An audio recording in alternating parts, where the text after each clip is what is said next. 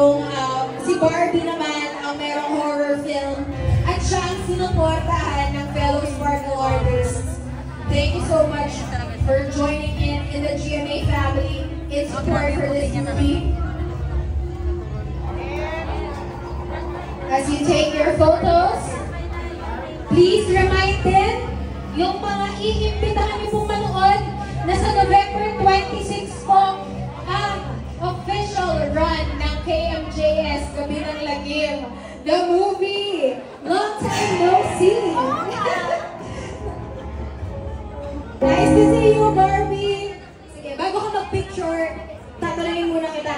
As someone nakakagawa lang ng horror film, horror psych film, what are you expecting sa mga fellow artists mo na ma-witness mo tonight?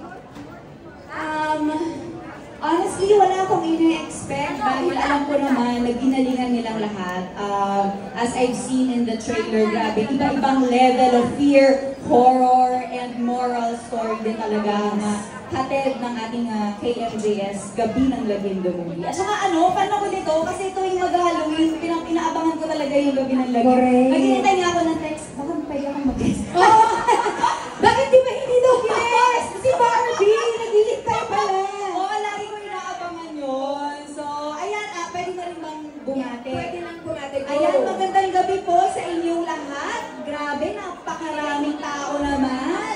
Napakarami ng mga nag-aabang. For sure, nandito ang lahat ng fans ng aking fellow Sparkle artists na napakagagaling din mga aktor na nandito sa pelikulang ito. At syempre, ang solid fans ng KMJS. Kaya ramdam na ramdam namin ang pagmamahal ninyong lahat. I am here to support Miss Jessica Soho, of course, and GMA Pictures. Kaya I'm very, very excited to see the film.